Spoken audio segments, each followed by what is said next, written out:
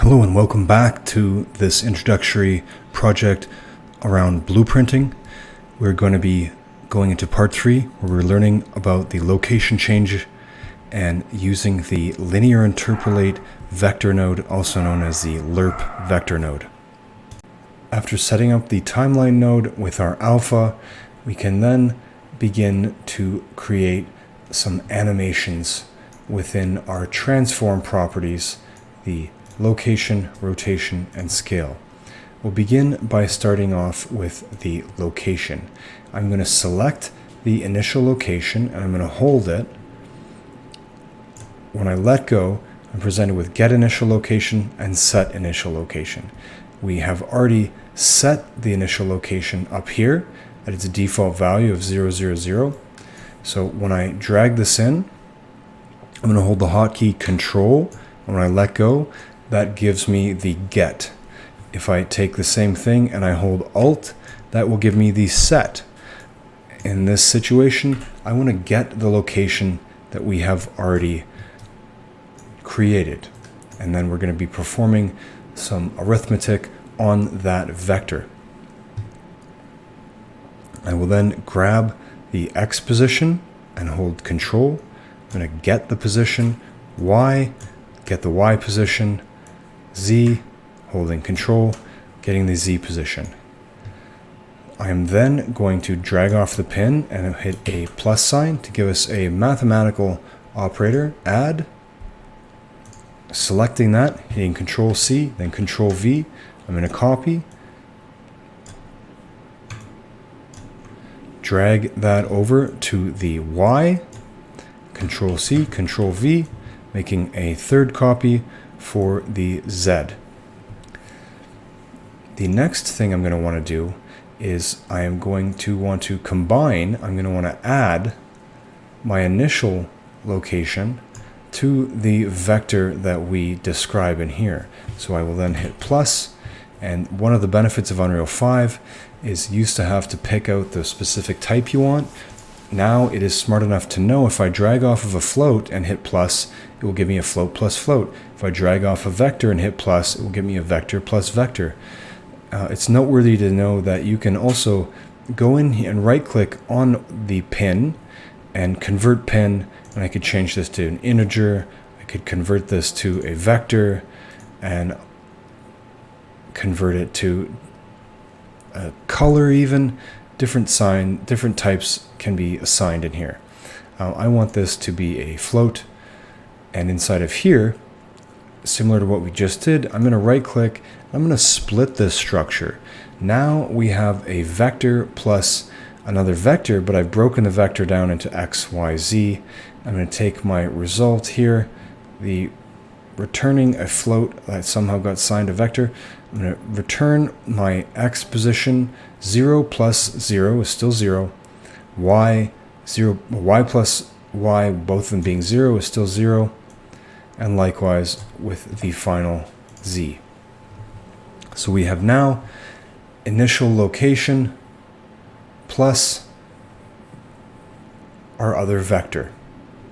Now that we have set up our initial location and we are adding our positional changes to that location, we are going to be using the alpha time track that we set up in the timeline node in order to linearly interpolate from A to B. So that is when we drag off of the alpha and type in Lerp. Lerp is short for linear interpolation. We want to use the vector format of that.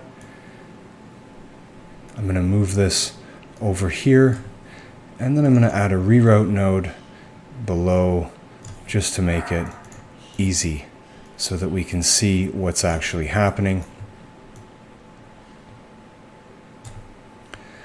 I am going to be adding our initial location, which is A, then our initial location plus the new location into B, and the alpha is our timeline going from 0 value or 0% at time 0 to value of 1 or 100% at time 1.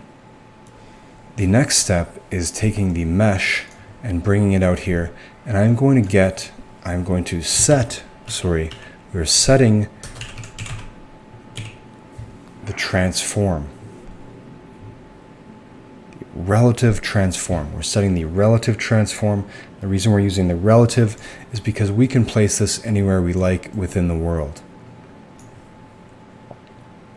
And when I'm updating my timeline, I'm changing the relative position, so I plug that into the executable there.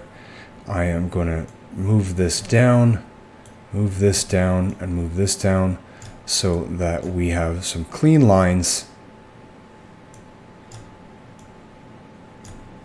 The blueprints can get messy, so not having spaghetti is very important if you want to be able to understand your blueprint in the future. Now you'll notice inside of here we have a new transformation, and this return value is a vector and this is a transform.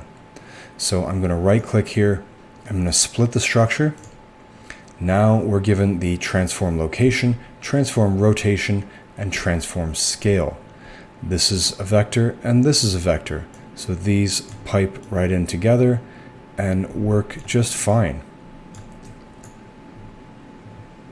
So as it stands, to recap, on component begin overlap, when we walk within, when the player or something moves within the trigger volume, we are initiating the timeline, and the timeline is going to be updating the relative transformation, currently the location of the mesh we set, over point A and point B using an alpha as our progression track. Okay, you can change this to any length of time you'd like, and having any type of keyframe interpolation that you like.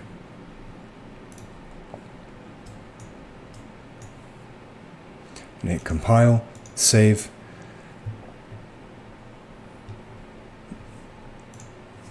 Now we have our blueprint here. I'm going to adjust this by 300 in the Z position. Hit play. Make sure when you hit play in the world settings that you are using the third-person blueprint. If you do not have that in your project, you're going to go ahead and click on this Add button in the content browser. Add feature or content. Click on third person and add to project. I already have this in my project, so I won't be doing that. Now when I hit play, I am the mannequin, Unreal 5 mannequin. I walk up, and that is the door moving up 300 units. I'm within the volume, the trigger volume, so it's staying stationary at the assigned position of plus 300. I'm moving outside of that, and the door is closing.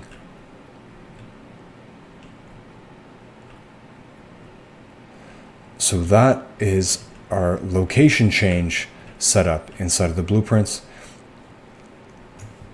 Only Shift Escape to stop.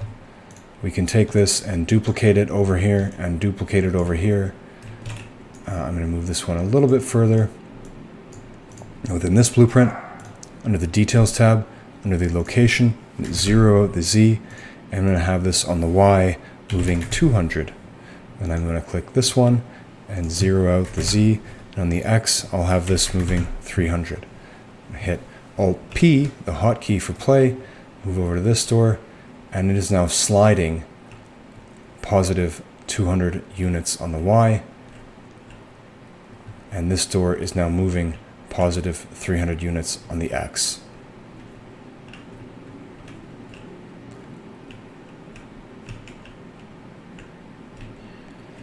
So we have set up the first part of the 3 parts of our transformation blueprint, and the location is now working. In the next video, we will be going over the rotation followed by the scale. Thanks for watching.